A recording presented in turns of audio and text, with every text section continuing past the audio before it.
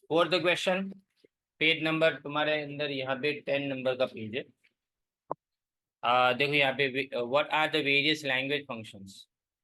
Self introducing speech यानी every human being has some uniqueness. Uniqueness यानी दूसरों से अलग होना, भिन्नता। दैट फॉर्म्स हर और हीज आइडेंटिटी, जिससे तुम्हारी पहचान बनती है। बट आर पर्सनल आइडेंटिटीज एफ नहीं है, टी है, have different aspects. In any self-introductory speech, we need to incorporate all aspects that are significant for the purpose, but of course in a precise manner. Precise यानी short में और clearly, उसको precise बोलते हैं। याद हो तो तुम प्रेसी राइटिंग लिखते थे। प्रेसी राइटिंग यानी मतलब सार लेखन, इंग्लिश में समरी। उसका मतलब पूरा का पूरा जो पैराग्राफ आपको दिया जाता था उसको आप एकदम शॉर्ट में लिखो, लेकिन उसके अंदर सारी बातें कवर हो जाए वैसा, तो उसको प्रिसाइज मैनर बोलते हैं। तो जब भी हम अपने आप को इंट्रोड्यूस करें ना, तो हमको लोगों के सामने, जिनके सामने हम अपने आप को इंट्रोड्यूस करें उनके सामने हमको इस तरह से इंट्रोड्यूस करना है कि हमारी सारी बातें, हम जो जैसे है ना वैसे सब उनको समझ में आ जाए। It is also important to understand where we are introducing ourselves and what is the purpose of it. किस मकसद से अपने आप को इंट्रोड्यूस कर रहे हैं, और ये भी देखना है कि कहाँ पे हम अपने आप को इंट्रोड्यूस कर रहे हैं। अंडरलाइन करिए। For example, if we want to introduce ourselves, and what is the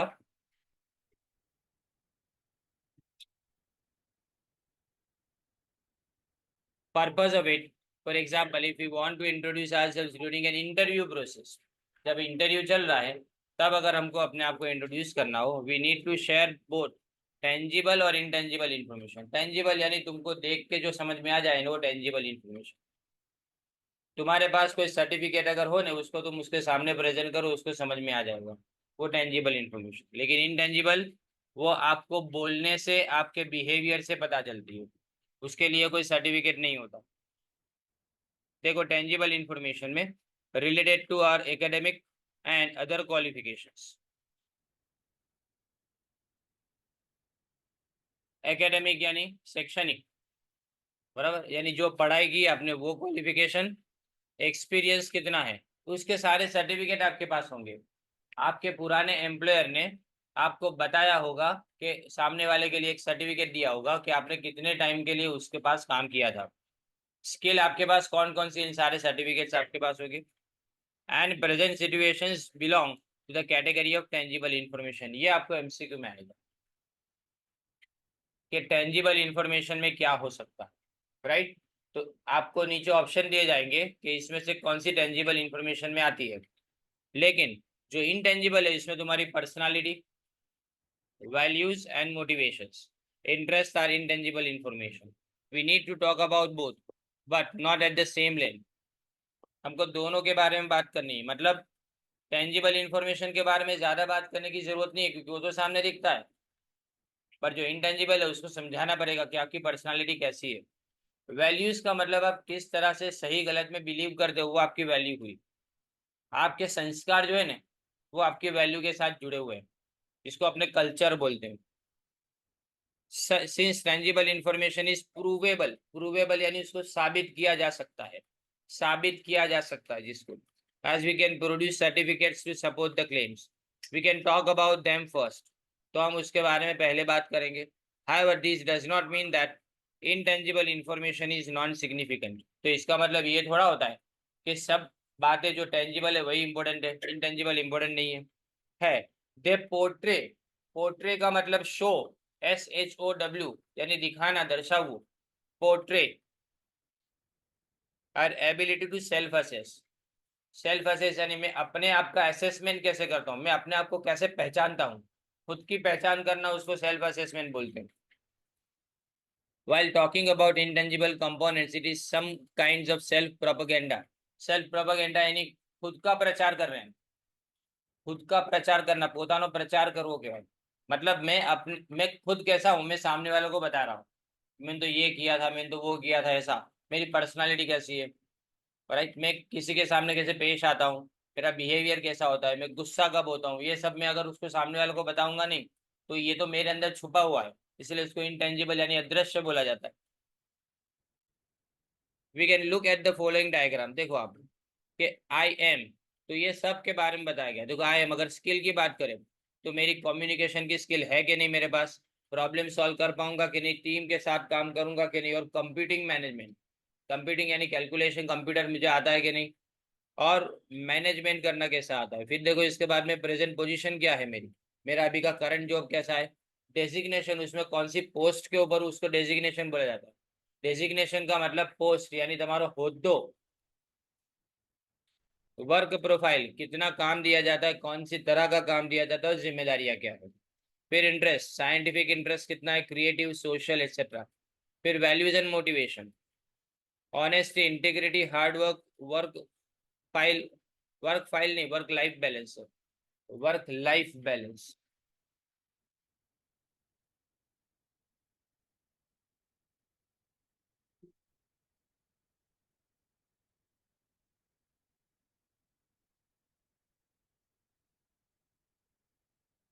work life balance, okay. फिर उसके बाद देखें पर्सनालिटी, तो आपकी पर्सनालिटी, आप डिटरमाइंड हो गए ना, डिटरमाइंड यानी निश्चय करना, कॉशस, कॉशस यानी फूक फूक के कदम रखने वाला इंसान, सावचेत पूर्वक काम करे તેને કોશિયસ કહેવાય। આઉટ ગોઈંગ બોલનાર અને કામ એટલે શાંત।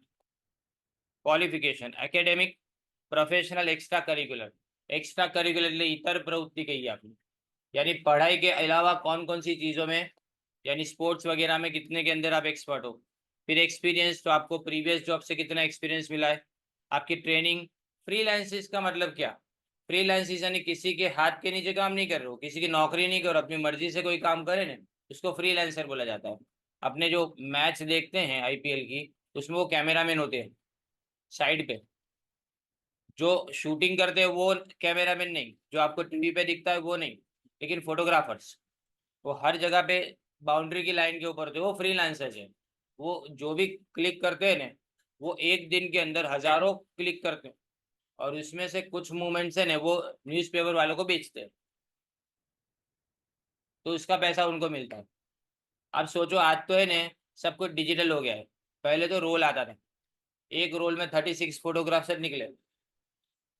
अब रोल खत्म हो जाए तो वो लोग क्या करे पता है, एक दिन के अंदर ये जो ऐसे मैचेस हो ना, तो मैचेस के अंदर क्लिक करने के लिए वो टाइम पे एकदम फास्ट शटर वाले कैमरा नहीं आते थे, तो ये लोग क्या करते थे फ्रीलांसर्स, वही काम करते थे, वो रोल बदलते जाए, अपने को ऐसा लगे इतने पैसे कहाँ से मिलते हैं, पर पैसे मिलते हैं अच्छे खासे।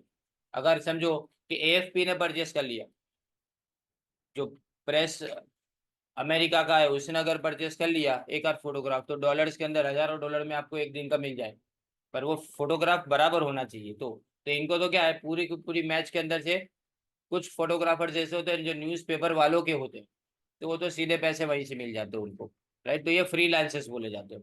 जो न्यूज़पेपर के साथ है ना, वो फ्रीलांसर नहीं, वो जॉब करते हैं। लेकिन जो अपने फोटोग्राफ ऐसे ओपन मार्केट में बेचते हैं, वो कौन होते हैं, फ्रीलांसर्स होते हैं। इंटर्नशिप एक्सेट्रा, इंटर्नशिप करना यानी सिखाओ, सीखना खाली काम को।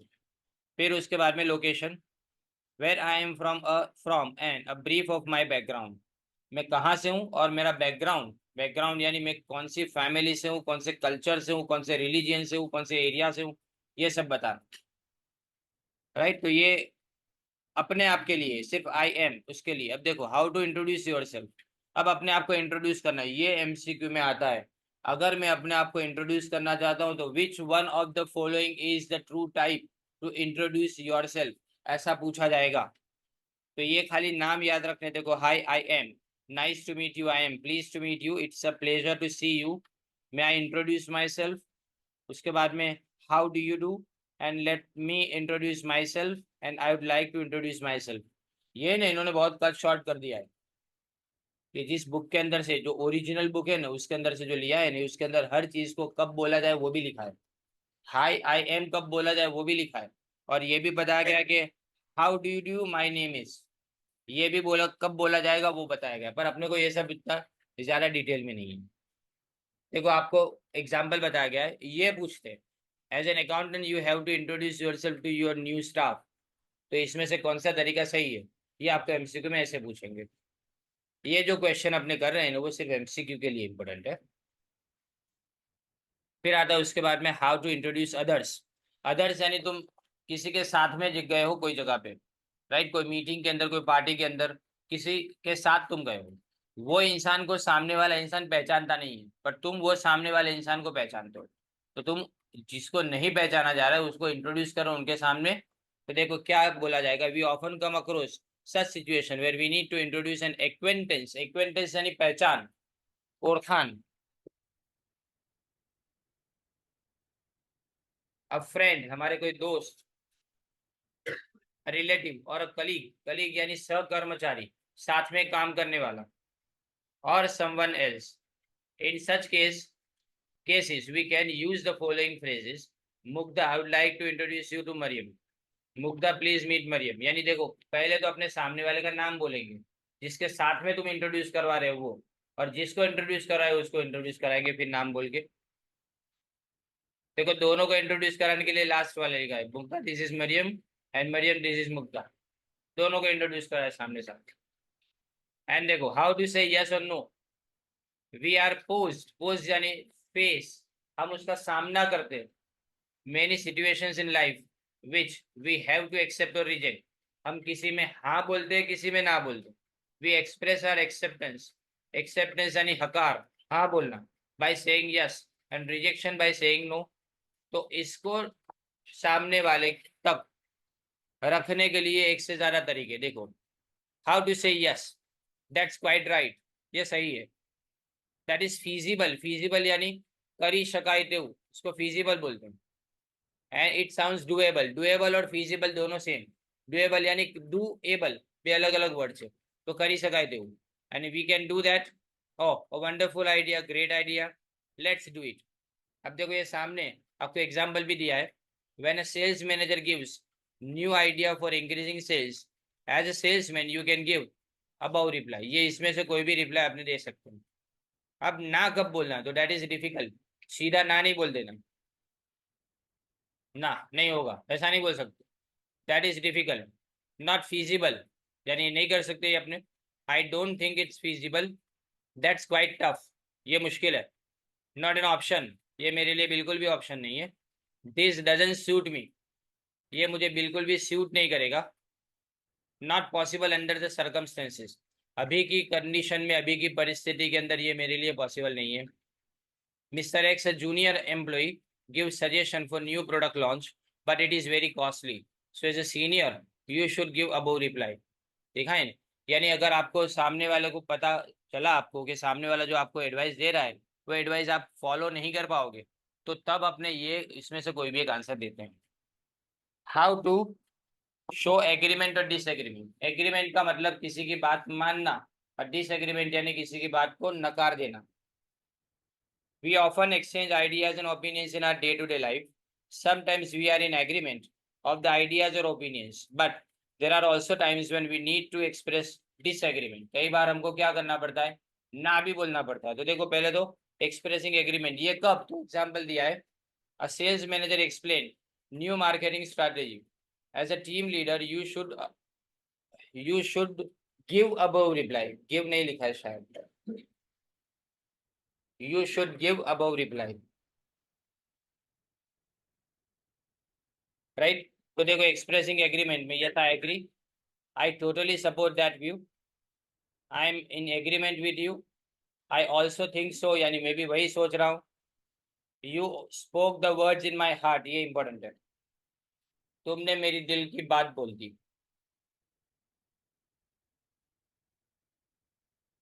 फिर I agree with you and my opinion exactly, मेरा ओपिनियन एग्जैक्टली सेम है। फिर expressing disagreement, I don't agree. तो for example a production manager is going to change production technique without gaining confidence of employees, as a team leader you should give about response. तो आप team leader हो तो आपको ये response देना पड़े क्या, कि आई डोंट एग्री, मुझे ये बात पसंद नहीं आई। आई बेग टू डिफर, मतलब ये बात में मैं तुम्हारे से डिफर करता हूँ, मतलब तुम्हारी बात से अलग मेरा मंतव्य है। I hold a different opinion, my opinion differs from yours, I am not in agreement with that and I don't think so और लास्ट में आता है I am of a different opinion, मेरा ओपिनियन इसमें अलग है, ऐसा, राइट। ये फर्स्ट फेज तुम्हारा कंप्लीट हुआ, देखिए अभी।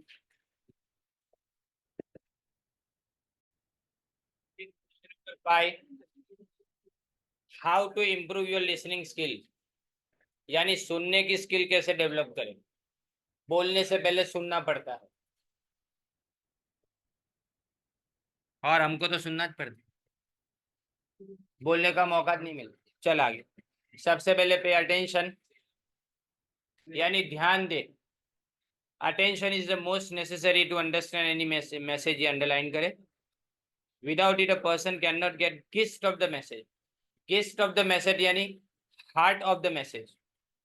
सेंट्रल आइडिया को GIST गिस्ट बोला जाता है।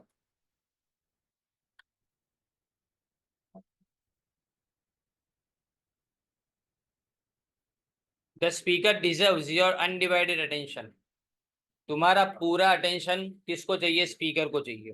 Therefore look at the speaker directly and avoid being distracted by surrounding. तो याद रखो, आजू बाजू जो हो रहा है ना, उस पर ध्यान नहीं देना है, बोलने वाले पे ध्यान देना है। Crucially acknowledge both the verbal and non verbal signs, दोनों को एक्नोलेज करना। एक्नोलेज करना मतलब वो जब बोल रहा है ना, तो अपने एक्सप्रेशन ऐसे होने चाहिए, अपनी तरफ से हाँ बोलना, मुंडी हिलाना, ये सब चीजें जो एक्सप्रेशन है वो एक्नोलेजमेंट। एक्नोलेजमेंट यानी सामने वाले को तुम सुन रहे हो ऐसा पता चलता है।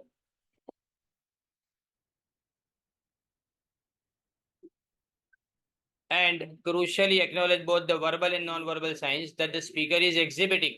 Exhibiting का मतलब showing, SHOWING, showing, last word. अब ये इंपॉर्टेंट है, दूसरा वाला देखो क्या लिखा है। Convey to the speaker that you are paying attention. The speaker needs periodic reassurances. Reassurance का मतलब रिस्पॉन्स देना चाहिए उसको, that you are really listening to him or her.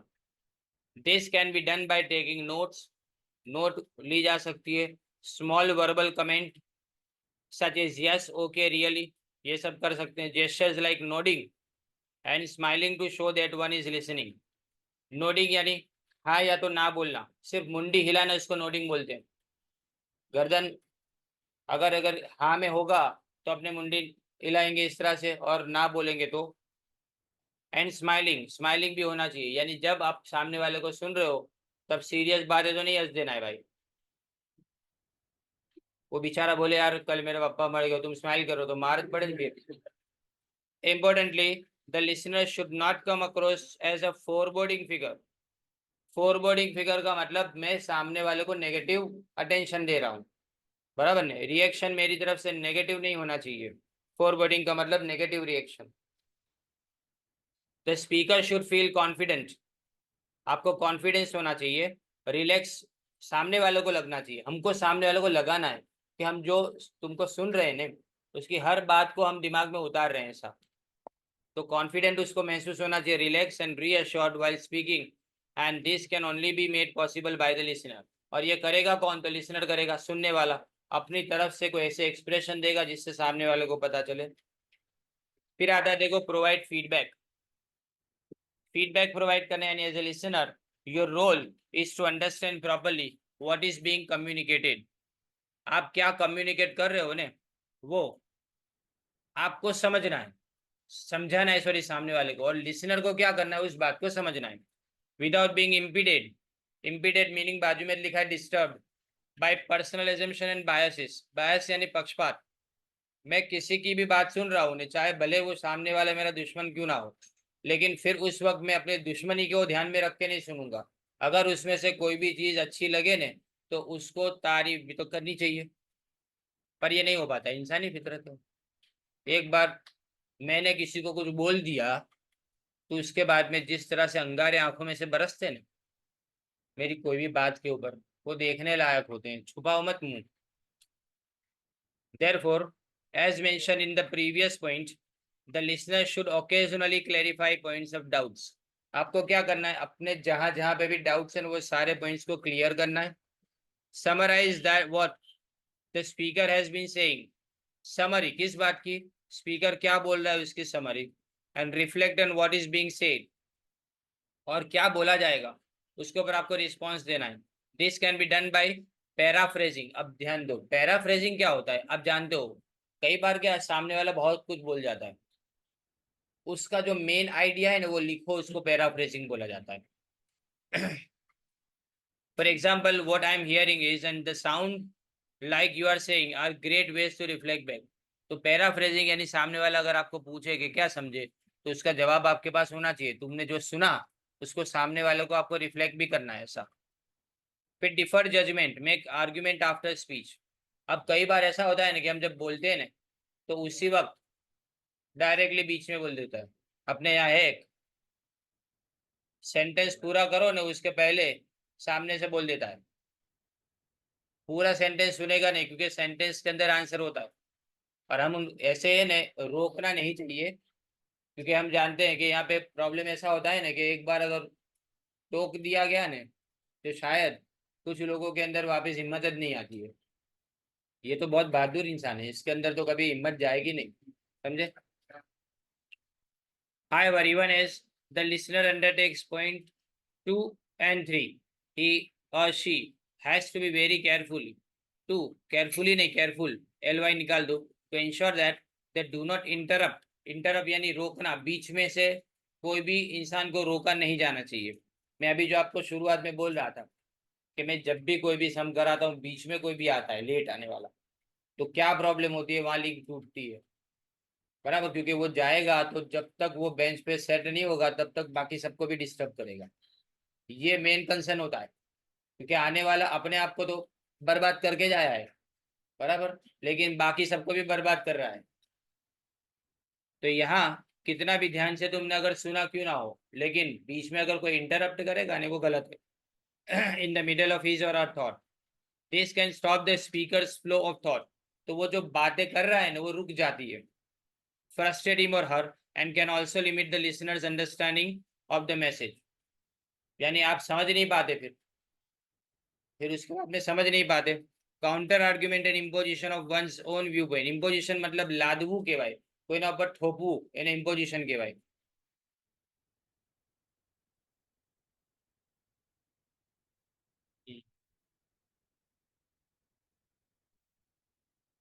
Viewpoint should be avoided and any disagreement of opinion should be left for after the speaker has finished। जब तक speaker अपनी बात को फिनिश ना करे तब तक हमको उसके ऊपर कोई भी तरह का ओपिनियन नहीं देना है, या अपने कोई भी क्वेश्चन बीच में नहीं पूछने।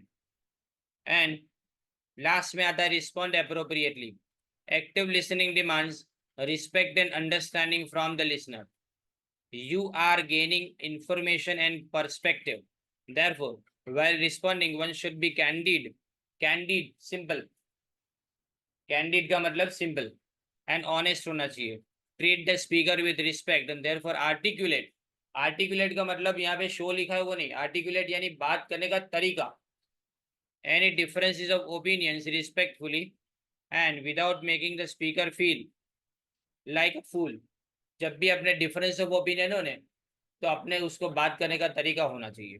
अब ऐसे ही उठ के कोई बोले जावे तो बेवकूफ़ी जी से बात कर रहा है, तो याद रखो तुम अकेले उसको ह्यूमिलिएट नहीं कर रहे हो, इतने लोगों के सामने उसको तुम ह्यूमिलिएट, ह्यूमिलिएट का मतलब समझते हो, शर्मिंदा कर रहे हो। अगर एक बार ये तुमने किया ना तो उसका कॉन्फिडेंस हमेशा के लिए जाता रहेगा।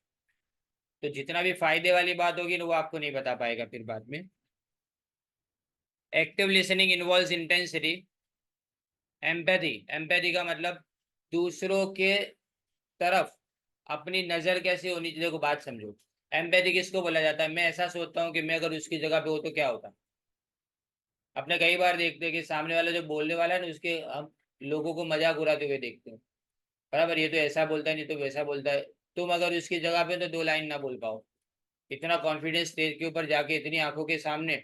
इसीलिए बात समझो, अगर किसी को है ना ये जो यूट्यूब पे जो अलग अलग चैनल्स चलाते हैं ना, तो जब सबके सामने आते हैं ना तब उनकी हालत खराब हो जाए। क्योंकि ये क्या अपने कमरे के अंदर कुछ भी बोलना चाहे बोल सकते हैं, क्योंकि आंखें देख नहीं रही उनको। इसीलिए मैं हमेशा है ना जब भी कभी भी बात करनी होती ना, जब भी मेरे यहाँ पे कोई भी एडमिशन के लिए आता है तो मैं हमेशा इंसिस्ट करता हूँ कि पेरेंट्स को लेके आओ, फोन पे बात मत करो। क्योंकि वो सामने बैठेंगे ना तो ये जो सामने बैठ के जो बात होती है ना उसका तरीका अलग होता है पूरा। और अपने ने हमेशा क्या शॉर्टकट ढूंढते हैं। अभी 3 दिन से कोई एक इंसान मेरे को एडमिशन के लिए फोन कर रहा है, राइट। तो मैं उसको हमेशा ऐसा बोल रहा हूँ, 3 दिन मैंने एक जवाब दिया कि मैं इस तरह से फोन पे बात नहीं करता, तुम आके मुझसे मिल लो। तो क्या ये टाइम पे आऊँगा? आते नहीं। मैं सामने रिकॉल तो करता नहीं, आप जानते हो, क्योंकि अपनी आदत नहीं है किसी के पास भी ऐसे जाके काम मांगने की। तो ऐसा है ना, एक बार, दो बार, 3 बार, पर सामने बैठ के वो इंसान अगर मुझसे बात करे ना, तो इससे क्या बहुत सारी चीजें क्लियर हो जाती है।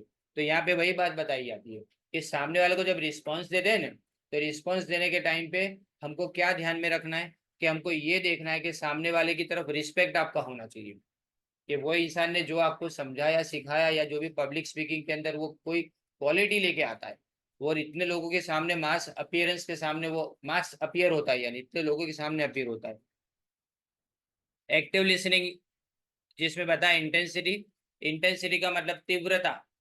एम्पैथी, एम्पैथी यानी બીજાની तरफ रहम नजर નાખીને જોવું। एक्सेप्टेंस एंड रिकॉग्नाइज, एक्सेप्टेंस यानी स्वीकार करो, and recognizing one's own responsibility for completeness of the speaker's thought and action, यानी तुम्हारी भी ये जिम्मेदारी बनती है कि तुम वो स्पीकर जो बोल रहा है उसको कंप्लीट करो।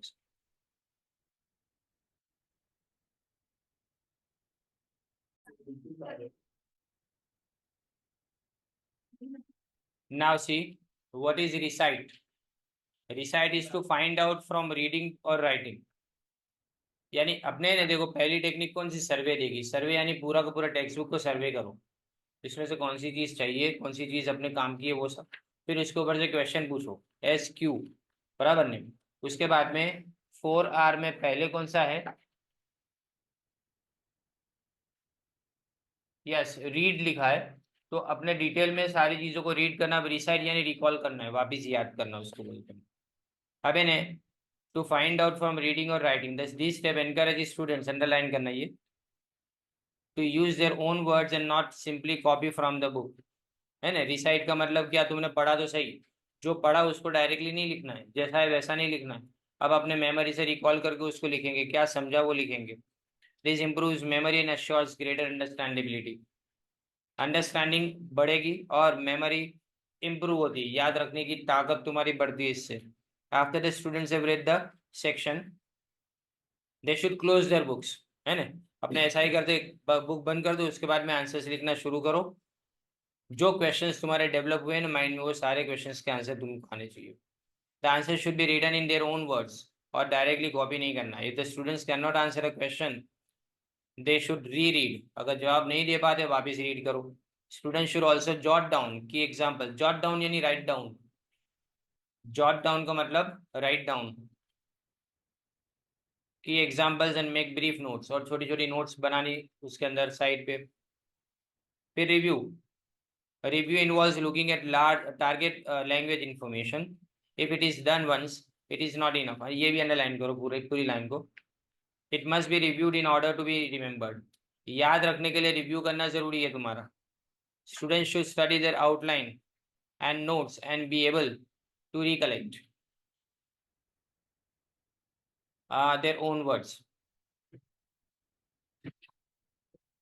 Students try to see relations within the content, and if they are unable to, then the teacher may need to assist students to find these relationships. Students should retrieve points from their memory by trying to recall the main idea and the supporting ones. अब ये underline करो। अब retrieve का मतलब याद करना, बराबर नहीं। रिट्राइवल क्या होता है पता है, डेटा रिट्राइवल बोलते हैं सर्विस में। इसका मतलब तुम्हारे डेटा जो है ना तुम्हारे कंप्यूटर के अंदर, उसको रिट्रीव करना, वापस लाना। तो मेमोरी से वो चीज लानी, information from the entire chapter or article is link together in the reflection phase. The steps in the process of review are as follows.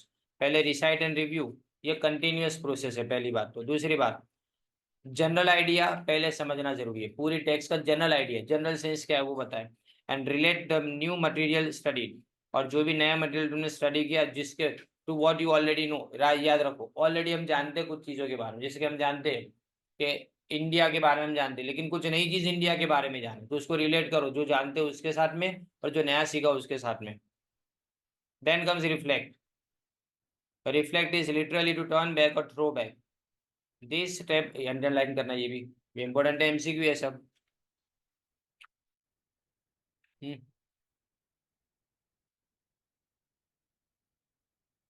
This step helps students clarify their thinking and focus understanding. By reflecting on the reading, students begin to think critically about what they have learned and what they have yet to learn about the topic. This type of critical thinking is necessary. अब critical thinking का मतलब क्या होता है कि जो हमने पढ़ा ना उसको समझना है, वो अंडरस्टैंडिंग में उतारना उसको बोला जाता है.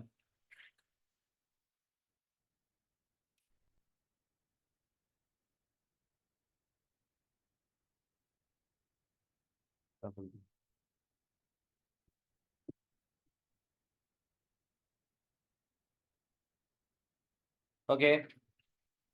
Now, reflecting on what has been read also helps students to retain understanding for longer period of time. तुम याद रख पाते हो अगर अब रिफ्लेक्ट करेंगे ना.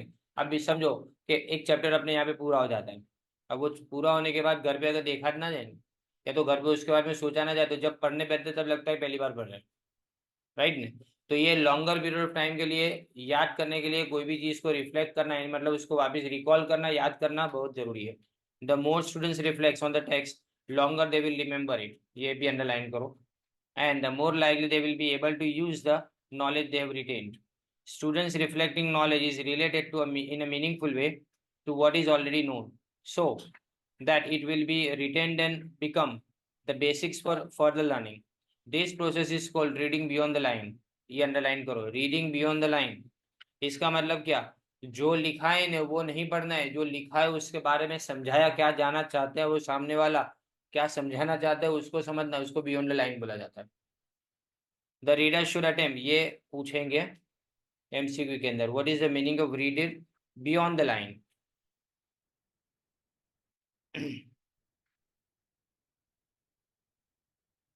The reader should attempt to develop authentic insight. Authentic यानी रियल, इंसाइट यानी उस चीज के अंदर बराबर से झांकना about the topic and make associations among the important points noted while reading. तो पढ़ने के टाइम पे जो भी तुमने समझा उसके बारे में लिखना है. And try to link new fact, जो नई चीजें समझी, नए टर्म्स, नए कंसेप्ट जो ऑलरेडी तुम जानते थे उसके बारे में जो नया सीखा पहले उसके बारे में देखो. Then think about how you can use this information, फिर इसको इस्तेमाल कैसे किया जाएगा. And think about what else you need to know about, और उसके अलावा क्या जानने की जरूरत है वो भी देखें. ये बातें सब चीजें हैं वो तुम्हारी SQ4R टेक्निक में आती है. इसके बाद में अब देखेंगे advantages. Advantage of using SQ4R technique ये पूछेंगे अभी क्वेश्चन में. Question number 2, advantage and disadvantages. क्योंकि अभी कितने, ये तो अभी तो आपके MCQ है इसके अंदर तो, लेकिन जो 25 मार्क की दूसरी एग्जाम होगी ना उसके अंदर ये आपको 4 या तो 5 मार्क का क्वेश्चन हो सकता है. तो 6 मार्क का क्वेश्चन तो बचा कितना. एडवांटेज ऑफ यूजिंग, पहले तो be able to increase concentration. Underline कर देता है एक एक वर्ड को, खाली कंसंट्रेशन को अंडरलाइन करो, यानी तुम्हारा कंसंट्रेशन बढ़ेगा. दूसरा, be able to increase reading efficiency and interest, interest बढ़ेगा पढ़ाई में. तीसरी बात, तुमको नया नॉलेज मिलेगा प्रीवियस नॉलेज को ऐड करने के लिए, के अंदर ऐड करने के लिए. कॉन्फिडेंस बढ़ेगा कि हम रिसाइट यानी याद रख सकते हैं और टेस्ट दे सकते हैं. To spend less time memorising fact, याद करने में कम टाइम जाएगा. And to use less time reading and looking for things you already know, फिर तुम्हें ने जो चीज़ें पहले से जानते हो उसके बारे में बार बार नहीं पढ़ोगे, उसके लिए टाइम बचेगा. पर डिसएडवांटेजेस भी है. SQ4R is not always successful. पहली बात तो will have difficulty in following the next material if they don't master the SQ4R technique. पहले तो पूरा का पूरा मटेरियल समझना आना चाहिए, फिर उसके बाद में SQ4R टेक्निक को यूज करना आना चाहिए, तब जाके नए मटेरियल के अंदर तुमको कुछ हेल्प मिलेगी. If students are not active, active ना हो यानी स्टूडेंट्स है ना, कोई अब भाई समझो कि जब पढ़ रहे हो तो उस वक्त उसका ध्यान कोई अलग जगह पे हो, तो वो ये बिल्कुल भी मदद नहीं करेगा उन सब लोगों को ऐसा. अब ये जो नेक्स्ट टॉपिक है ना थर्ड वाला, वो रीडिंग कॉम्प्रिहेंशन के बारे में. अब ये भी जो बड़ा क्वेश्चन है एक्चुअली, तो देखो रीडिंग कॉम्प्रिहेंशन, उसमें बहुत सारी चीज़ें अपने ओमिट करेंगे लेकिन नॉट नाउ. अभी तो मैं तुमको जैसा है वैसा ही पढ़ा रहा हूँ, पर लिखने के टाइम पे इतनी सारी चीज़ें लिखनी नहीं है क्योंकि क्वेश्चन पूरा पूछा जाएगा मैक्स टू मैक्स आपके इसके अंदर से 6 मार्क का. तीसरा यूनिट है ना वो सबसे ज़्यादा मार्क्स का होगा, 12 मार्क्स का. 13 मार्क का first unit and second unit दोनों मिला के, और तीसरा यूनिट 2 क्वेश्चन पूछते हैं ना उसके अंदर से, लास्ट टाइम भी ऐसा था। और इसमें याद रखना थर्ड यूनिट है ना, इतना ईजी है ना, थर्ड यूनिट इसके अंदर बहुत ही सिंपल यूनिट है। तो अभी अगर टाइम निकलेगा ना तो इसी के साथ में इसको कंप्लीट कर लेंगे, फिर ये सब्जेक्ट पूरा हो जाए तुम्हारा। सब में थर्ड फोर्थ यूनिट जो बाकी के सब्जेक्ट है ना, उसके अंदर भी थर्ड फोर्थ यूनिट सब में छोटे छोटे, खाली फर्स्ट सेकंड यूनिट बड़े होते हैं। What is the meaning of reading comprehension? Reading comprehension is the ability to comprehend यानी understand, समझना, बाजू में लिखा है, और understand written passage of text. तो कॉम्प्रिहेंशन नहीं करते थे आप, ऊपर पैराग्राफ नीचे क्वेश्चन आंसर, तो रीडिंग कॉम्प्रिहेंशन अब सिखा रहे हैं। In short reading comprehension is a bridge from passive reading to active reading. Passive reading का मतलब खाली ऐसे ही पढ़ जाना, कुछ ध्यान मान ना देना, उसको पैसिव रीडिंग बोलेंगे। लेकिन एक्टिव रीडिंग का मतलब बराबर ध्यान से एक एक वर्ड को समझ के पढ़ना। From letters and words to characters and context, letters को भी समझना, वर्ड्स को भी, कैरेक्टर क्या है उसके अंदर वो भी समझना, और कॉन्टेक्स्ट यानी किस बारे में बात हो रही है उसको भी समझना। It paves the way to interact with the text in a meaningful way. Paves the way यानी रास्ता बनाना, किसके लिए, कि जो भी टेक्स्ट तुम्हारे सामने है उसके लिए एक अच्छी तरह से प्रॉपर तरीके से उसको समझा जाए सब। The reader is not only engage in reading about aloud the words, वो जोर से पढ़ता ही नहीं है सिर्फ, but she or he also understands the context as a whole, लेकिन उसको कॉन्टेक्स्ट यानी वो किस बारे में बात हो रही है ना उस कॉम्प्रिहेंशन के अंदर उसको भी समझता है। एक्टिव रीडिंग अंडरलाइन करो। Active reading includes not only the process of reading the words but also deriving meaning from one's own context at the same time and within a particular context। किसी चीज के बारे में detail में समझना भी उसके अंदर आ गया, यानी सिर्फ पढ़ना नहीं होता, उसका मीनिंग भी समझना आता है। It is a fundamental link to effective reading, one of the strongest factor in our education and professional life. पढ़ाई करने के टाइम पे, एजुकेशन के टाइम पे भी कॉम्प्रिहेंशन इंपॉर्टेंट है, और प्रोफेशनल लाइफ के अंदर भी। जब किसी के पास से ऑर्डर आता है उसको रीड किया जाता है, उसके पूरे लेटर को, तब दिमाग में आना चाहिए कि कौन सी चीज के बारे में वो बात कर रहा है। In other words without comprehension them out, the words on the page have no meaning if one is not good at reading comprehension। यानी शब्दों के कोई मतलब नहीं है, जब तक तुम समझो ना तब तक शब्दों के कोई मतलब नहीं है। We read for different reasons and the main goal of reading is to derive an understanding of what the text is trying to convey। convey यानी दर्शाऊ के भाई, बताऊ, शो, यानी टेक्स्ट क्या बताना चाहते हैं वो समझना है। This is where reading comprehension skills become essential. Essential यानी जरूरी यहाँ पे बनता है। Without the skills of reading comprehension the reader can not collect any information. अगर तुम्हारे पास रीडिंग स्किल नहीं है कॉम्प्रिहेंशन की, तो रीडर कोई भी इंफॉर्मेशन को कलेक्ट नहीं कर सकता। Reading is a comprehensive process that develop only with practice. इसके लिए प्रैक्टिस चाहिए, एकदम से नहीं आ जाता। There are definitive aspects of reading such as fluency and word recognition। Fluency यानी कितना जल्दी आप पढ़ते हो उसको फ्लुएंसी बोलते हैं। बोलने में भी फ्लुएंसी होती है, कितना जल्दी बोला जाता है और कितना साफ बोला जाता है उसको फ्लुएंसी बोलेंगे। और यहाँ पे ऐसे पढ़ने में कितना जल्दी और बराबर से पढ़ा जाता है। और वर्ड रिकग्निशन यानी शब्दों को पहचानना, शब्दों को पहचानना, which can be learn in a due course of time, और वो भी आपको टाइम लिमिट में रह के पूरा करना है। ड्यू कोर्स ऑफ टाइम यानी with in time limit. These basics must be mastered, but at the same time, reading comprehension should be given emphasis in the process. Students can memorize the words printed on the page, but if they do not have the necessary comprehension skills, they will not be able to understand the content, sequence, and characters, or even clarify them.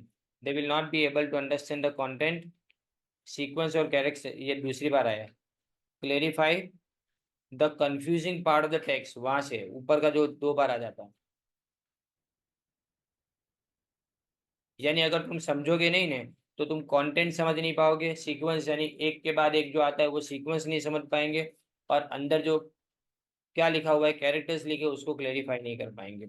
इसके लिए हमारे पास एक technique है QAR strategy, यानी question answer relationship strategy. Underline करना, ये full form आ सकता है। Is one of the most commonly use strategies to teach and evaluate reading comprehension. तो समझाने के लिए और रीडिंग कॉम्प्रिहेंशन को इवेल्युएट करने के लिए ये चाहिए। अब ये एकदम सिंपल पार्ट है इसके अंदर का, देखो Let's understand these strategies in detail for improved reading comprehension. Is predicting. Underline. Predicting helps the reader set a purpose for reading.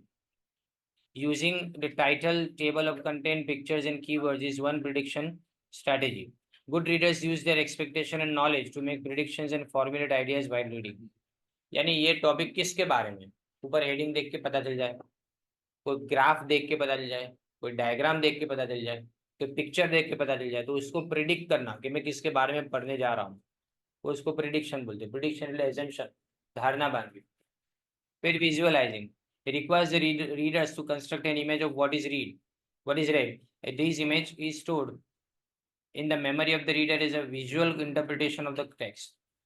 Visualizing का मतलब क्या, जिसमें एक पूरी इमेज कंस्ट्रक्ट की जाती है तुम्हारी नजर के सामने, वो मेमोरी के अंदर क्रिएट की जाती है तुम्हारी, राइट. और तुम इंटरप्रेट करते हो, यानी मतलब मैं जब पढ़ता हूँ तो दिमाग के सामने एक पिक्चर क्रिएट होता है. समझे. अभी समझो कोई स्टोरी पढ़ रहे हैं, तो स्टोरी के अंदर अपने को लगता है कि अगर ऐसा बोले कि इस साइड पे पेड़ है, यहाँ पे गार्डन है, तो हमारे दिमाग में विजुअलाइज होता है वो चीज़ ऐसा. फिर making connection. By making connections the reader can stimulate ideas of their prior knowledge and connect them to the text. In other words, they interact with the text, relating to the text to their own experience, making the reading more meaningful. जैसे text से text को connect करना, कि मैंने ऐसा कब पढ़ा था, ऐसा मैंने कब देखा था, कब सुना था ये. फिर टेक्स्ट टू सेल्फ, अपने आप से जो लिखा है ना उसको अपने आप अपनी जिंदगी से कंपेयर करें. टेक्स्ट टू द वर्ल्ड, फिर दुनिया से कंपेयर करें, दुनिया में ऐसा चल रहा है. Widening the horizon of comprehension, तो इससे क्या, उसका जो होराइजन मतलब एरिया है ना वो डेवलप ज्यादा होता है. फिर summarising. In the process of summarisation the readers determine the controlling or the main idea, distinguish it from the supporting ideas and condense the information in their own words. Summarizing helps improve comprehension as the reader organizes the ideas in long passages, making reading easier. Summarizing is strategy which helps the students to organize the ideas even in the long reading passages with ease. यानी कोई भी इंसान summarise जब करेगा नहीं तो summarising से लंबे लंबे आइडियाज को एक दो लाइन के अंदर समझा जा सकता है आसानी से, तो वो पूरे पैसेज को इजीली अपने समझ पाएंगे. फिर क्वेश्चनिंग आता है. The reader here ask question in order to construct meaning, enhance understanding, finding information and answer. वो अपने आप को सवाल पूछेगा कि ये टेक्स्ट में से मैंने क्या सीखा, क्या पढ़ा उसके बारे में. एंड ड्यूरिंग रीडिंग सवाल पूछा जाता है और पोस्ट रीडिंग सवाल पूछे जाते हैं. इसीलिए आप देखोगे क्वेश्चन आंसर ज्यादातर है ना पोस्ट रीडिंग होते हैं. तुम्हारी कोई भी जो भी तुमने पढ़ा उन्हें उसके अंदर तुमने देखा होगा अभी तक कि लास्ट में क्वेश्चन आंसर होते हैं. लेकिन अगर तुम ये सेंट्रल बोर्ड की या तो एनसीईआरटी की बुक्स देखे 10th स्टैंडर्ड के अंदर जो पढ़ते थे उसके बाजू बाजू में क्वेश्चन होते थे, यानी वो ड्यूरिंग रीडिंग होते. तो टेक्स्ट बुक बनाने वाले भी ये सब समझते हैं. फिर इन्फरिंग. इन्फरिंग का मतलब वही assumption. While questioning and inferring, the readers employ critical thinking skills and use their own knowledge along with information from the text to arrive at their own conclusion. मैं कंक्लूजन लाना चाहता हूँ, किसी चीज को कंक्लूड करना चाहता हूँ तो कैसे करूंगा, किसी चीज का एंड लाना चाहता हूँ तो कैसे करूंगा. तो मुझे क्या है, टूटी हुई कड़ियों को जोड़ना पड़ेगा. मैं समझ कुछ रहा हूँ और लिखा कुछ अलग है तो इसको जोड़ना पड़ेगा, तो इसको इन्फरिंग बोला जाता है. इन्फरेंस का मतलब पढ़े हुए में से एज्यूम करो और पूरा पिक्चर क्लियर करो. आधा अधूरा पिक्चर कंप्लीट करना उसको इन्फरिंग से किया जा सकता है. Students not only learn to draw conclusions but also create meaning from the text, make predictions, identify the underlying themes and make inferences. Inference बनाना मतलब सपोज करना जैसे बताया मैंने, और प्रिडिक्शन करना. सबसे पहले क्या लिखा है, सबसे पहले हम सिर्फ कंक्लूजन ड्रॉ नहीं करते लेकिन मीनिंग समझते हैं, प्रिडिक्शंस करते हैं और आइडेंटिफाई ये करेंगे कि उसकी मेन थीम क्या है जो हम पढ़ चुके हैं उसकी. एंड देन आफ्टर हम उसके बारे में लास्ट में इन्फरेंस बनाएंगे. अब ये देखो वोकेबुलरी किसको बोलते हैं, ये इडियम्स आएंगे तुमको. मैं शायद ये तुमको समझा चुका हूँ कि बाकी मुझे याद नहीं है, पर मैं तुमको इसके अंदर लिख रहा हूँ अभी. बट देखें, इडियम्स यानी कहावत, कहावत. Idioms comes from the Greek word idioms which means personal. ये भी पूछते हैं कि इसका मतलब कहाँ से आया है.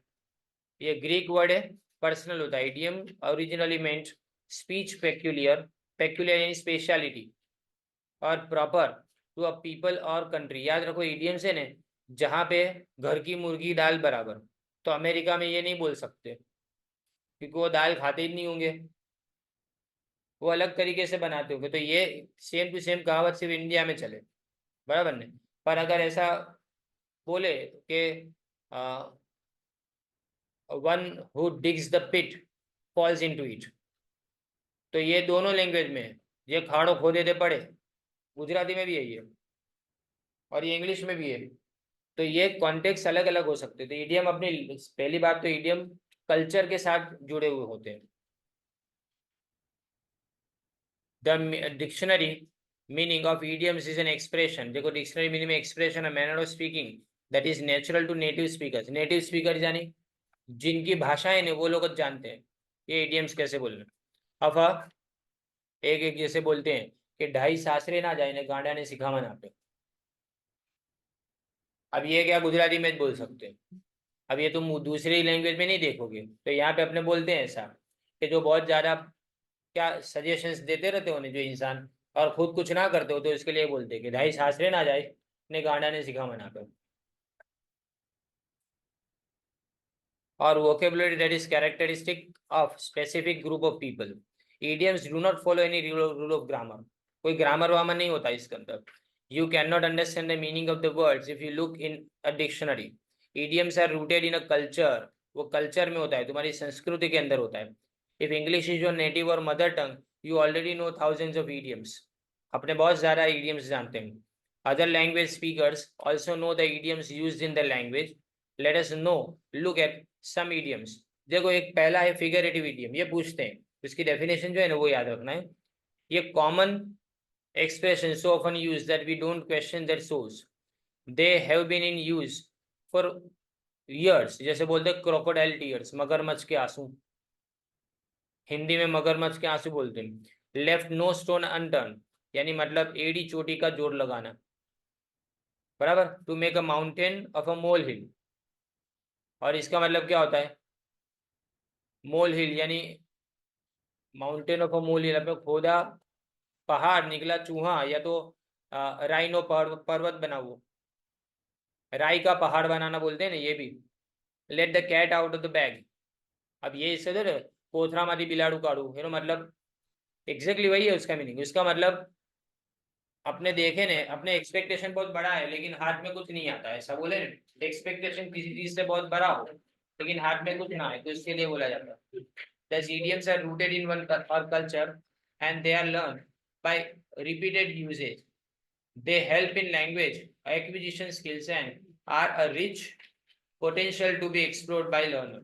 तो इसको सीखा जाता है, लोग उसको सीखते हैं। अब प्रपोजिशनल idioms है ना, वो begin with a preposition and end with a noun. Pronoun, gerund or any grammar idioms, grammar items, sorry. They don't have any specific rules that you can memorize. Put up with him, put up with him. अब इसका मतलब put up, तो put up your, इसका मतलब क्या होता है, put up का मतलब कुछ अलग होता है, पर put up with लिखे तो इसका मतलब अलग होता है। put up with him यानी इसके साथ चलाना पड़ेगा अभी मुझे, अब उसको झेलना पड़ेगा, ऐसा बोले तो put up with him। अब put on with him नहीं हो सकता। अब put on with him तो बिल्कुल अलग मीनिंग हो गया ना, बहुत गलत मीनिंग हो गया उसका। अब देखिए इसके बाद इसके ने कुछ क्वेश्चंस भी है। मैं आपको पेज नंबर बताऊं।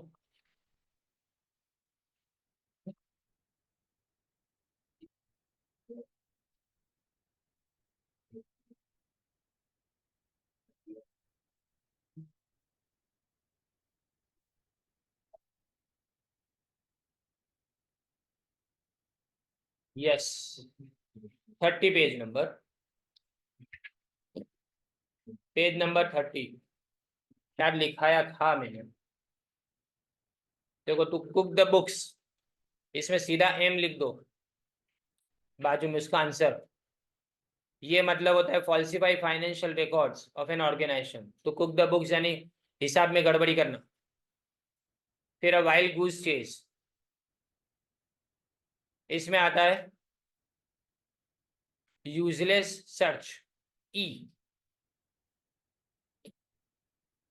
To have your nose in a book, इसको अ कीन रीडर बोलते हैं, अंडर कंट्रोल। जी, यानी किताब में अपने ने नाक घुसड़ के बैठा है, ऐसा बोलते हैं ना, इसका मतलब क्या हुआ कि बहुत ध्यान से पढ़ रहा है। अपने इसमें नाक घुसड़ के नहीं बोलते, अपने तो अपने ऐसा बोलते हैं इसके अंदर के आ थोथा में मोड़ू घालीन बैठो छे, मतलब आजाद करे। To keep someone under your thumb, इसमें आता है to maintain authoritarian control on someone. L, किसी के ऊपर कंट्रोल रखना, अपने अंगूठे के नीचे रखना, इसका मतलब ये होता है कि किसी के ऊपर कंट्रोल रखना और अथॉरिटी रखना उसके ऊपर। ये आएगा ना इसमें से, ये अभी 25 मार्क के जो एमसीक्यू की एग्जाम में इसमें से 2-3 तो होंगे। तो beat around the bush, F आएगा इसमें। Avoid saying what you mean, यानी बोलना कुछ अलग चाह रहे हैं लेकिन बोल नहीं पा रहे, ऐसा। अब ब्लेसिंग इन डिसगाइज, वो सी आएगा। A good thing that seems bad at first, शुरुआत में खराब लगता है लेकिन बाद में पता चलता है ये बात तो अच्छी थी। डिसगाइज यानी ढोंग करना बोलते हैं उसको, पर इसका मतलब ऐसा समझो ने कि कोई ऐसी चादर ओढ़ के आता है डिसगाइज में कि पहचान में नहीं आ रहा। To throw a book at, इसमें जे आएगा। टू पनिश समवन, किसी को किताब, किसी पे किताब फेंकना नहीं होता है, मतलब इसका है ना हिसाब करना। हिसाब कब किया जाता है, जब इंसान का पाप का घड़ा भर जाए तब। बुक स्मार्ट, बुक स्मार्ट का मतलब पजेसिंग बुकिश नॉलेज, लास्ट वाला, but no common sense. And यानी किताब की हर चीज आती है पर दुनियादारी नहीं आती है, कहेवाय ने भणेलो છે પણ गणेलो નથી। टू ब्रिंग, इसमें एच आएगा। To impose maximum punishment against the convicted criminal, यानी जिसको दोषी डिक्लेयर किया हो ने ऐसे इंसान को हर तरह से ज्यादा पनिशमेंट देने की ट्राई करना। फिर टू बैलेंस द बुक, तो ये तो एकदम इजी है, आई आएगा इसके अंदर। To add up all debit and credit, to balance the book का मतलब डेबिट क्रेडिट सेम करना, हिसाब बराबर करना है, इसको बोलते हैं। आई है इसमें। फिर इसके बाद to blot your copy book, to blot your copy book इसका मतलब टू डिस्ट्रॉय रेपुटेशन। ए, अपनी अच्छी खासी किताब के ऊपर धब्बा लगा दिया, इसका मतलब कि अभी तक तो रेपुटेशन बनाई थी, तुमने उस रेपुटेशन को खराब कर दिया, ऐसा। To read between the lines, इसमें के आएगा। To search for an implied meaning, इसका मतलब जो लिखा है वो नहीं पर क्या कहना चाहते हैं वो देखना। To school someone in something, इसमें बी आएगा। To show complete dominance over someone, to school something someone in something का मतलब किसी को इन्हें सिखाना और पूरा कंट्रोल में रख के उसको सिखाना। फ्रॉम द ओल्ड स्कूल, ये डी आएगा, ओल्ड आइडियाज, लास्ट वन, बराबर नहीं। पुराने आइडिया को ओल्ड स्कूल बोला जाता है, यानी I am an old school, इसका मतलब ये होता है कि मुझे न पुरानी चीजें पसंद है, मैं पुराने तरीकों से काम करता हूँ, मुझे नए तरीके नहीं पसंद, ऐसा। अब इसके बाद देखिए आगे भी कुछ है, नीचे जो मैच द कॉलम्स है ना वो। Rumble, continuous deep resonant sound, D. Gallant का मतलब होता है ब्रेव। टेंटलाइज, टॉर्मेंट, परेशान करना, टेंटलाइज का मतलब। Whistle, B, a clear high pitch sound made by forcing breath through a small hole between partly closed lips. बोलो पूरा कैसे सीटी बजाते वही बता दिया। And confusion, uncertainty, last one. अब इसमें ने इसके ने दो कम से कम सिनोनिम्स बताने हैं। ड्यूरिंग है ना, डेयरिंग,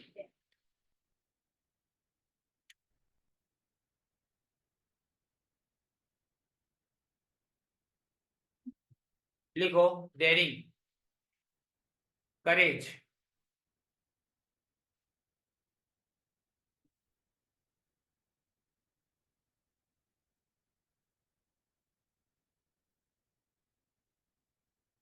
चैलेंज,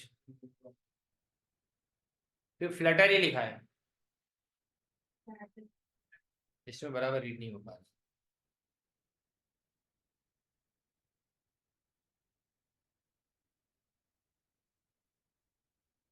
10 मिनट तो बात करूँ।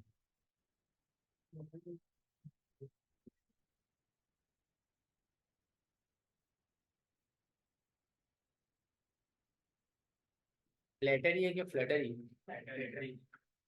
FLU है ना, इसको फ्लटर ही।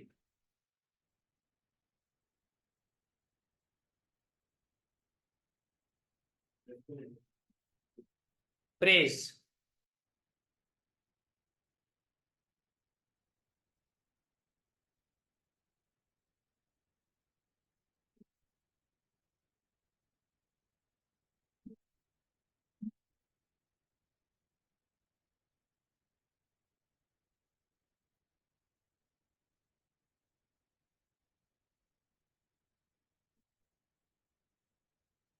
प्लीज, PLEAC उसका दूसरा meaning.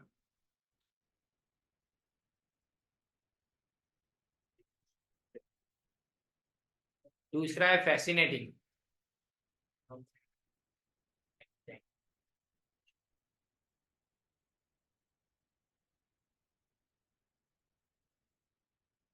Interesting.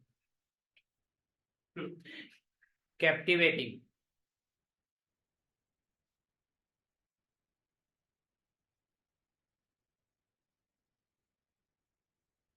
Attractive.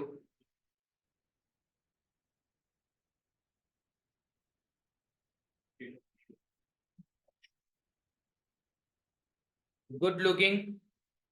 Appealing.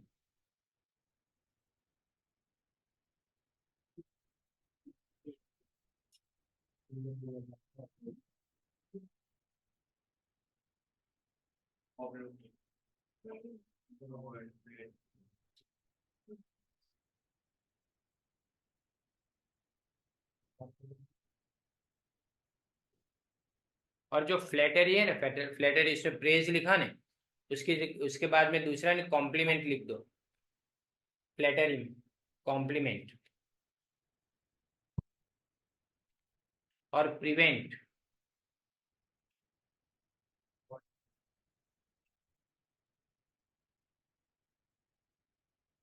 Stop.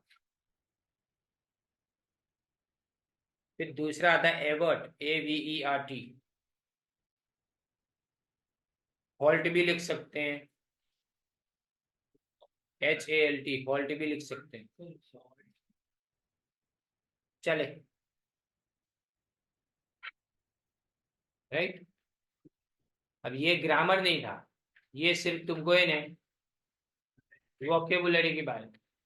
अब क्या लिखा है, 5 इडियम्स एंड एनिमल पे बताओ, बॉडी पे बताओ, कलर पे, क्लोथिंग, फूड, ज्योग्राफी और स्पोर्ट्स के ऊपर।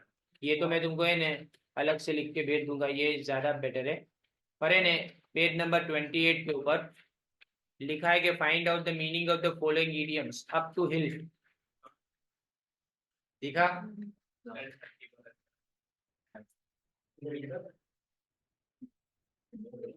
ऊपर वो सब आपको पीछे लास्ट वाले पेज पे लिख दो। अप टू द हिल,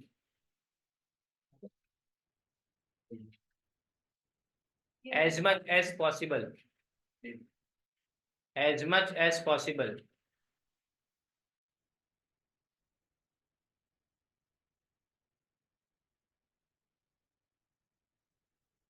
फिर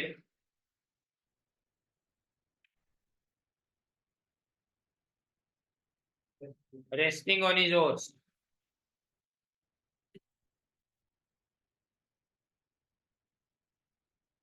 to stop to make an effort, to stop to make an effort, ये मेहनत करना छोड़ देना।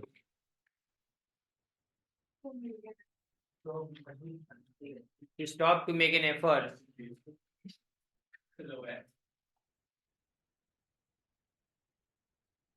it took into her head,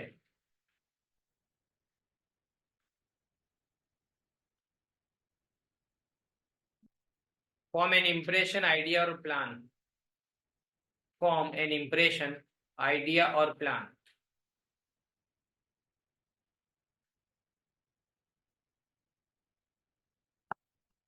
दूसरा मीनिंग भी इसका, to suddenly decide to do something, दिमाग में कोई एकदम बात आ जाए ना, उसको ही बोला जाता है to suddenly decide to do something.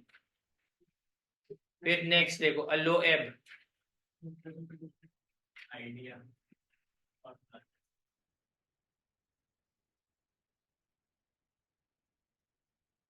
In a depressed state, in a depressed state, low ebb का मतलब इन अ डिप्रेस्ड स्टेट। फिर नेक्स्ट आता है tooth and nail,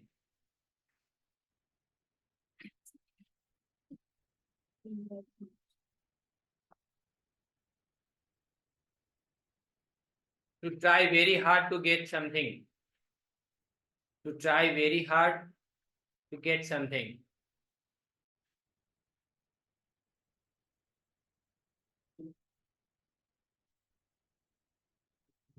Here in the blues, a feeling of sadness,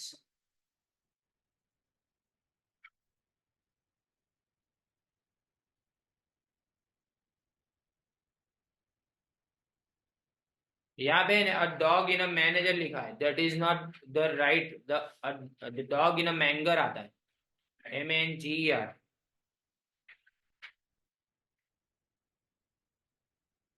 बहुत लंबा मीनिंग है, a person who selfishly keeps something,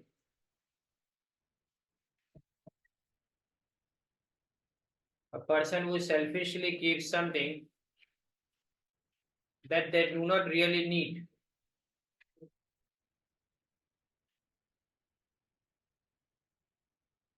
so that others cannot enjoy it, so that others cannot enjoy it। यानी मैं कोई चीज तुम ना यूज कर सको ना, इसलिए मेरे पास इसलिए रखता हूं, पर मैं मुझे ने उसकी जरूरत नहीं, लेकिन फिर भी तुम यूज ना करो। एक नंबर का जलू इंसान बोलते ना, get on my nerves. Next,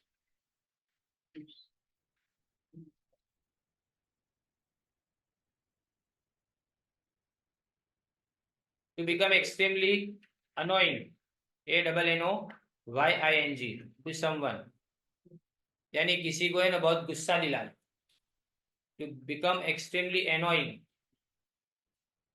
to someone.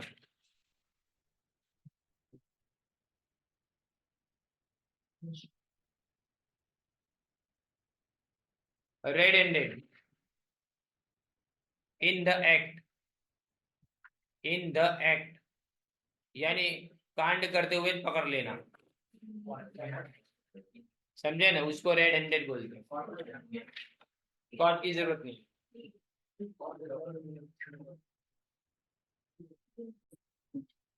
Read का मतलब क्या, to read is to look, underline करना, to look or at or scan as letters or other symbols to representing words or sentences with mental formulation of the words or sentence represented in the chapter or book।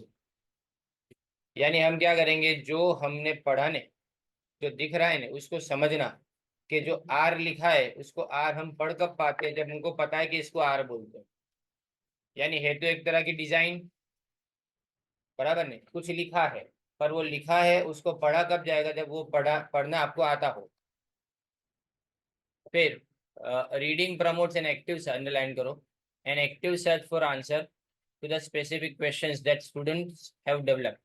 तुम्हारे mind में जितने भी answers आते हैं वो सारे answers reading से पता चलेंगे, उसके जवाब, क्वेश्चन के आंसर पता चलेंगे। And it forces the students to concentrate for better comprehension and aids in increasing attention span.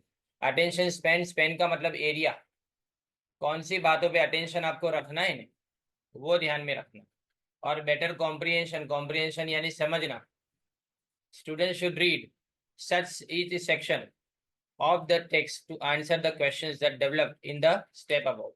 If the section is read and it is still unclear, underline the word or jot it down. Jot it down यानी write it down। अगर कोई section समझ में ना आए तो उसको लिखना है, and look it up after finishing reading। और उसके बाद में रीडिंग फिनिश करने के बाद में उसके बारे में हम ढूंढेंगे या तो इंटरनेट के ऊपर या तो डिक्शनरी के अंदर। अब रीड के लिए कौन कौन से स्टेप्स फॉलो किए जाते हैं? तो पहला तो read the textbook but only section by section, actively looking for the answer to the question you have posed. पहले सवाल तुम्हारे दिमाग में आया, अब उस सवाल के जवाब के लिए तुम रीड कर रहे हो, तो तुम वहीं पे रुकोगे जहां पे उस सवाल के लायक कोई चीज तुमको दिखे। हर चीज को बराबर डिटेल में नहीं पढ़नी है, लेकिन वो सेक्शन टू सेक्शन उसको पढ़ना है, जिससे पता चले कि हमारे आंसर को, हमारे क्वेश्चन के ही आंसर को हमको यानी ढूंढना है उसके अंदर से। Ask yourself what is the writers purpose. अब हम अपने आप से सवाल करेंगे कि लिखने वाले का मकसद क्या है। What are they trying to get me to think or do. वो मुझसे क्या काम करवाना चाहता है। Is he giving fact or is opinion. क्या वो फैक्ट बता रहा है या सिर्फ अपना ओपिनियन बता रहा है।